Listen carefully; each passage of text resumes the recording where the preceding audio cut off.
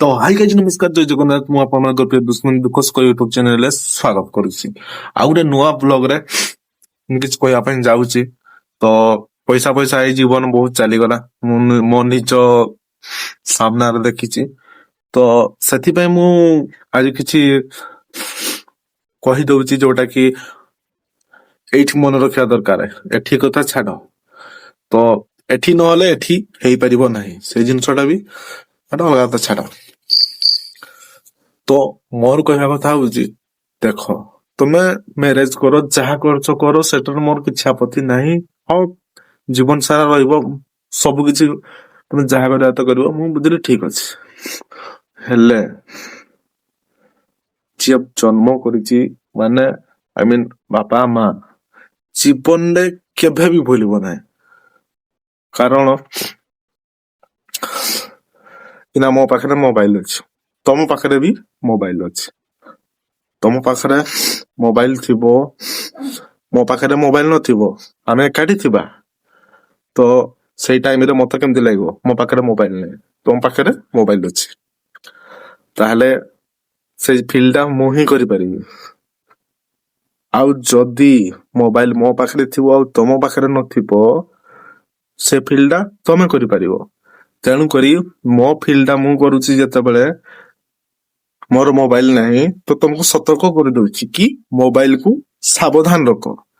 ତା ମାନେ ମୋ କହିବା କଥା ହଉଛି, ବାପା ମା ଯେତେବେଳେ ବଞ୍ଚିଛନ୍ତି, ଖାଇବା ପିଇବା ହେନ ଟେନ ଇତ୍ୟାଦି ଇତ୍ୟାଦି ତାଙ୍କର ସବୁ କର୍ତ୍ତବ୍ୟ କରିଚାଲ। ଆଉ ମରି ସାରିଲା ପରେ କ୍ଷୀରି ପିରି ଭୋଜି କରି କିଛି ବି ଲାଭ ନାହିଁ। ତ ମୁଁ ବୁଝିପାରୁଛି କି ତମେ ବି ବୁଝିପାରିବ ମୋ କଥାରୁ କିଛି। ସିରିୟସଲି କିଛି ବୁଝ ୟାର। କାରଣ ଯିଏ ଜନ୍ମ କରିକି ଏତେ ବଡ କରୁଛନ୍ତି, ହଁ ମାନୁଛନ୍ତି କିଛି ଦେଇନି, ମାନେ ଆଜି ପିନ୍ଧିବା ପାଇଁ ଭଲ ଡ୍ରେସଟେ ଦେଇନାହାନ୍ତି, କିନ୍ତୁ ବଞ୍ଚିବା ପାଇଁ ଏ ଦୁନିଆଟା ଦେଇଛନ୍ତି। ଦୁନିଆରେ ଜୀବନଟା ବଡ, ଜୀବନ ନଥିଲେ ତୁମେ ଏସବୁ କଣ କରିପାରିବ? ଯଦି ଜୀବନ ଥିବ, ଯଦି ପିନ୍ଧିବା ପାଇଁ କିଛି ନଥିବ, ତୁମେ ଡାଳ ଗୋଟେ ହେଲେ ବି ସାମ୍ନାରେ କି ପଛପଟେ ଛେକିକି ରହିପାରିବ, ଇଜ୍ଜତ ରହିଯିବ।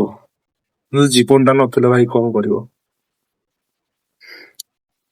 ଆଉ ଝିଅ ମାନେ ବି, ମୁଁ ବି ଗୋଟେ କଥା କହୁଛି, ସିରିୟସଲି ବୁଝିବା ପାଇଁ ଚେଷ୍ଟା କର। ତମ ବାପା ମା ଯିଏ, ପୁଅ ହଉ କି ଶାଶୁ ଶ୍ୱଶୁର ହଉ, ଜୀବନଟା ବି ସିଏ, ତାଙ୍କ ଜୀବନଟା ବି ସମାନ, ଅଲଗା କିଛି ନୁହଁ। ସିରିୟସଲି ବୁଝିବା ପାଇଁ ଚେଷ୍ଟା କର। କାରଣ ବହୁତ ଜାଗାରେ ଦେଖିଛି, ଯୋଉ ବାପା ମାଙ୍କୁ ଭଲ ପାଆନ୍ତି, ଶାଶୁ ଶ୍ୱଶୁରକୁ ଭଲ ପାଆନ୍ତି ନାହିଁ, କି ଧର ଶାଶୁ ଶ୍ୱଶୁରକୁ ଭଲ ପାଆନ୍ତି, ବାପା ମାଙ୍କୁ ଭଲ ପାଆନ୍ତି ନାହିଁ, ଏମିତି ବହୁତ ସିଚୁଏସନ ଅଛି। ତେଣୁ ସେ ସବୁ ବୁଝିବା ପାଇଁ ଚେଷ୍ଟା କର।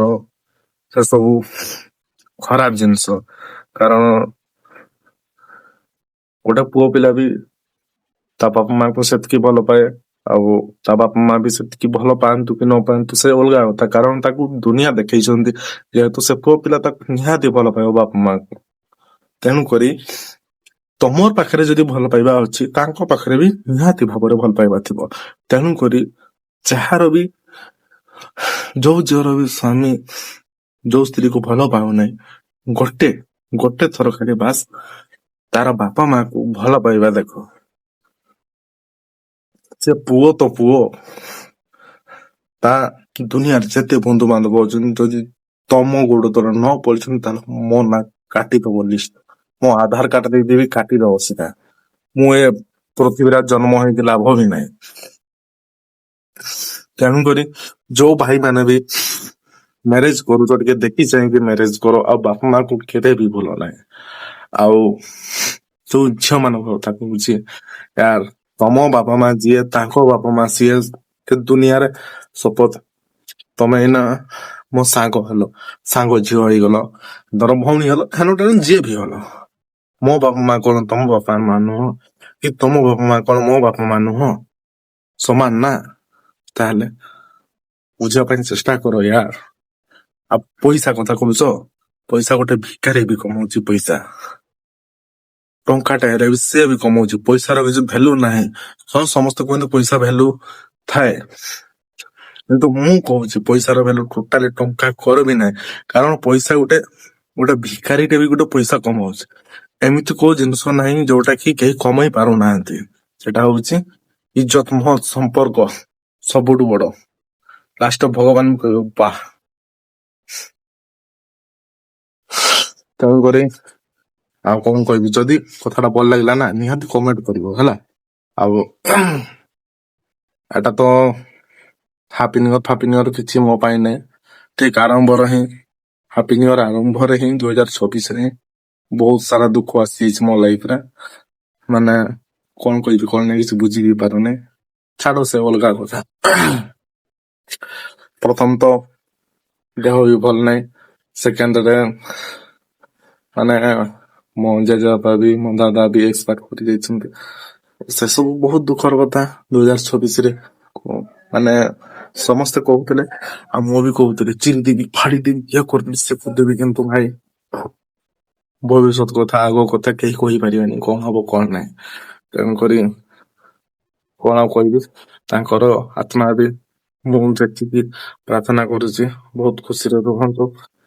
ଆଉ କଣ ବା କହିବି, ଆଉ ଭିଡିଓ ବନେଇବାର ବି ଇଚ୍ଛା ନଥିଲା, କିନ୍ତୁ 2026 ଯେହେତୁ ହେଲା 1 2 3 ହେଇଗଲା। ଯାହାହେଲେ ବି ହବ, ସବୁ ହବ। 3ରୁ 1 ଆରମ୍ଭ କରି 365 ଦିନ ପ୍ଲସ୍ ହବ, ଡ୍ୟୁଟି ହବ, ଘର କଥା ବୁଝା ହବ, ଟିକିନିକି ସବୁ ହବ। ତମେ ଚିନ୍ତା କରନି।